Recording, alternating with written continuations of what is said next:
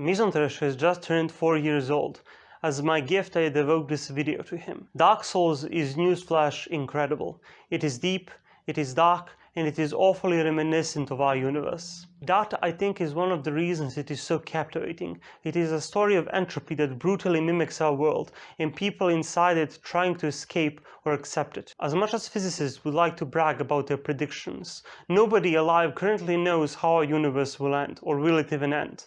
Sure, there are theories, and the current model sees us experience the death of every star, every atom, every black hole, and possibly every proton in existence, until nothing but an ever-stretching, vast universe remains, quantum tunneling particles together in the mind-boggling timeframes of the far future. This story might have been given to you as a fact in the past, but that is really not the case. Our predictive power really isn't meant for such big space-time scales, and our models will vary accordingly given new physics. So what? Dark Souls has a similar ending to our world. Indeed, I think Dark Souls and Elden Ring have more to say on the subject matter. For example, both of these games are a direct product of a deity trying to conquer death. Both Elden Ring's and Dark Souls' story starts as a direct consequence of a deity trying to escape death or whimpering of their world. In Dark Souls it is Gwyn in the first flame, and in Elden Ring it is Marika and her removal of the rune of death from the Elden Ring, the laws of that universe. Aldia from Dark Souls 2 would label these actions as sins because they go against the natural order of the universe. They try to preserve that which is dying. Look at this. Had to take an MRI. This is me. This is the real me in all my glory. Beneath all that flesh and bone, hidden. A carbon-based computer. Nothing more. A bunch of well-placed atoms acting in unison as one to create, well, myself. Beautiful. Imagine a pendulum now.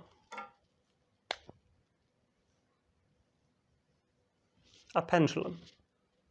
Swing it. As you swing it and it hits the air molecules, it will slowly come to a stop after a while. It will lose the energy when colliding with the particles.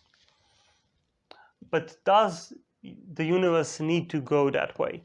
Imagine if I came here and every time it lost some energy, I pushed it a bit again.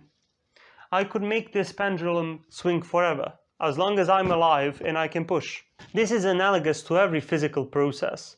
If you have enough energy, you can make that thing run forever.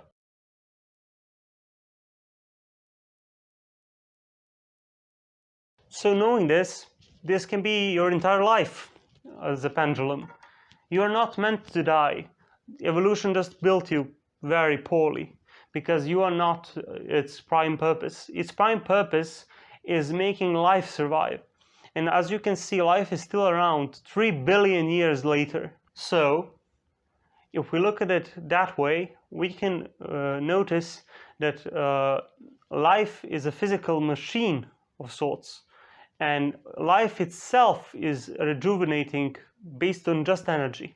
So if life can do it, why can't you? You can't because evolution built you only to reproduce, so it can do because that was easier, and it can mutate beings which are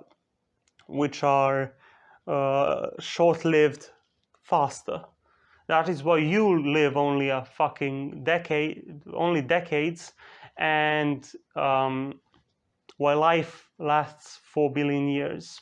So then, in principle, it is possible for you to live forever, as long as you get that push of energy. As long as you get one push more, you can last however long you want. Sadly, in this universe, that forever more will come, because we don't live in a universe of excess energy. There is no energy coming from anywhere.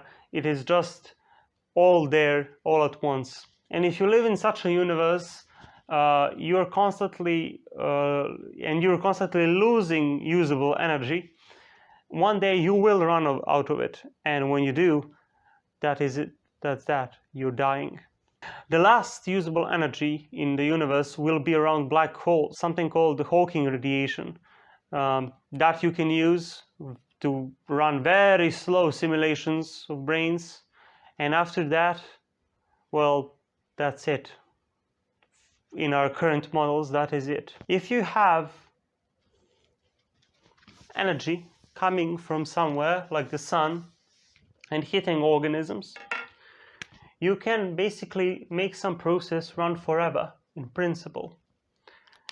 So imagine sun, it hits, it does something, and you can make it last forever. Heat death only means death because one day the sun will die, as will every star and many more things. That is why we will experience the heat death, because there will be no usable energy. Thermodynamically, we will become muzzled up together. But we work on the same thermodynamic principles as computers. So there is no reason why it shouldn't be possible to make a computer of a human. You can think as the whole of life as one big computation, and it has lasted for billions of years now, and it will continue to last well into the billion years after us, even if we don't spread it to other solar systems, which I think we will. We will spread life. It would die if when the sun expands, but this way it may last forever. Selection was not kind to us, but with technology we can transcend our bodies and become beings which do not die, which live forever when given constant supply of energy in form of food or something else. And if we do not live in a universe as we think we live in now, we could even live forever.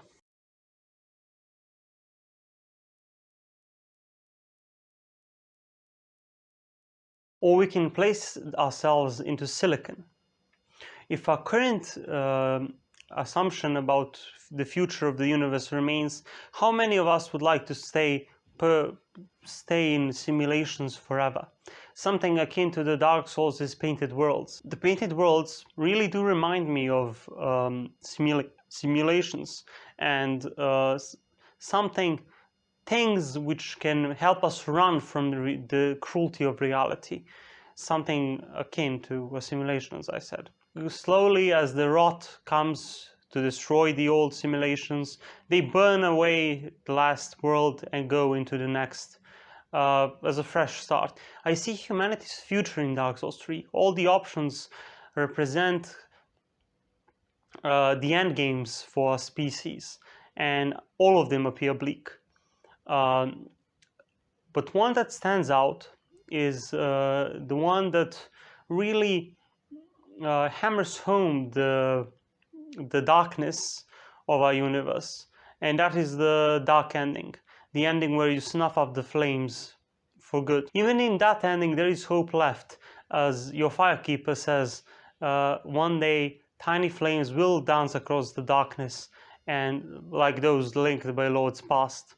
I think this is a kind of quantum fluctuation that happens in those time-boggling amounts of time, where just by random chance everything tunnels back together into a Big Bang or something, a Boltzmann brain. I think the link of dark and humans is so strong. And why are humans in Dark Souls the beings of dark?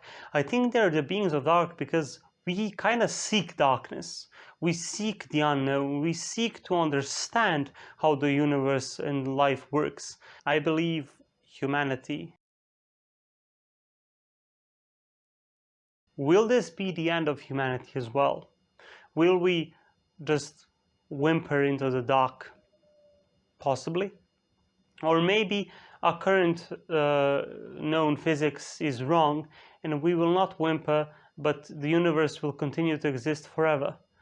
In that case, even if we exist forever, does a human exist forever in that universe? Or is there a type of a random chance that kills you even though you live forever?